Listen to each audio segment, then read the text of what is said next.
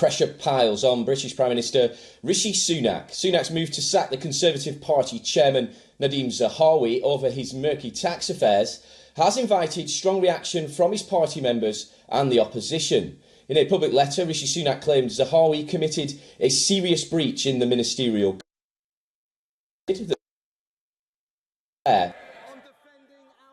Far from soft on crime, I ran the Crown prosecution.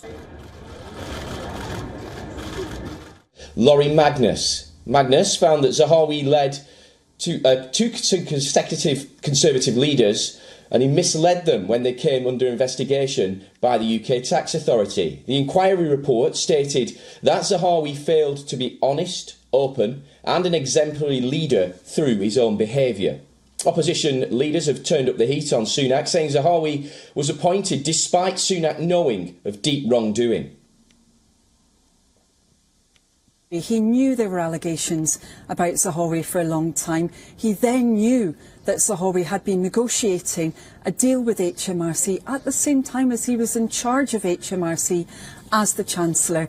So I think the biggest question today isn't actually for Zahawi, it's actually for the Prime Minister.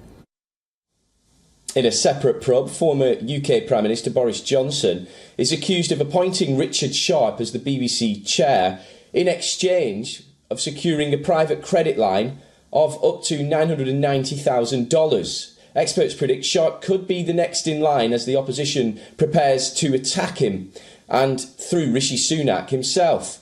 Some analysts even say that the final target may be the Prime Minister. Sunak has faced questions about his own family's tax affairs. His wife enjoyed non-domicile status for years, was automatically shielded from paying UK taxes.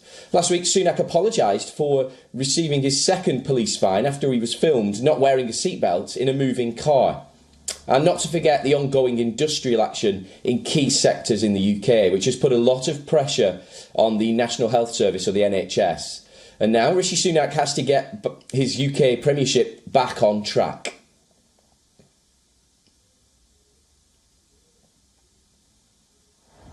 Well, for more on this, we're joined by Nigel Fletcher, political analyst, joining us live from London.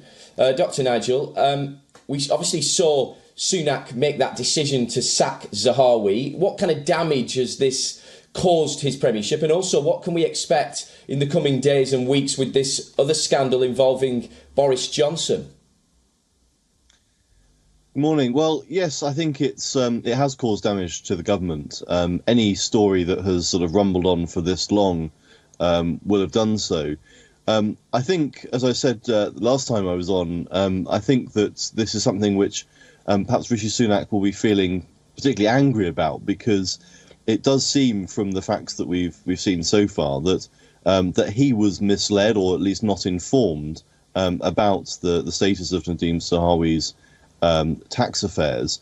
There is a principle in the UK of taxpayer confidentiality, and I think quite a lot of people will be surprised that that has been taken to the extent that it has been, in the sense that even when a minister was being appointed to be Chancellor of the Exchequer, this wasn't something that was flagged up as far as we know. The letter from the Prime Minister's advisor on ministerial interest, the letter which triggered the resignation, sets out the details of his investigation, and he was able to speak to HMRC. But even within that, it says that, you know, there is a degree of privacy attached to tax affairs. But I think people will be surprised that in the systems that are in place for checking out whether ministers are appropriate to be appointed, that this wasn't something that was able to be flagged up, certainly on his appointment as Chancellor.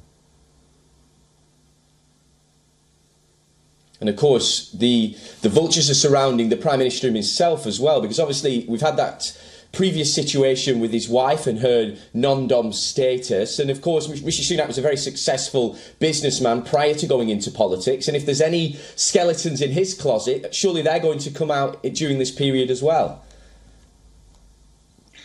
Yes, I think this is the danger for the Prime Minister. It was notable during Prime Minister's questions last week that the opposition leader, Keir Starmer, made a point of making a generalised statement about individuals who perhaps haven't paid their taxes being responsible for public money.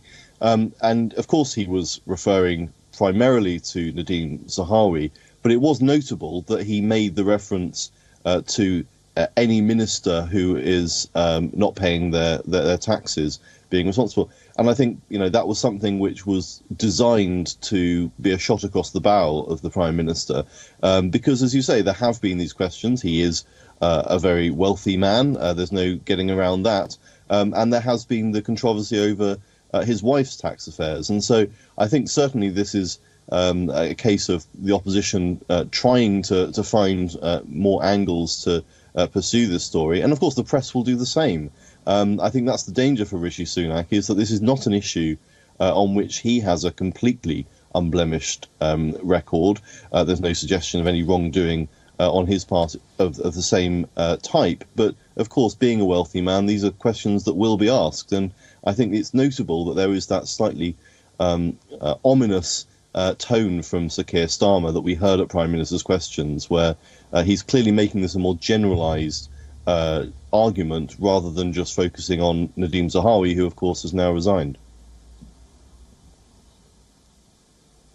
Dr. Nigel Fletcher, political analyst, many thanks for your insight.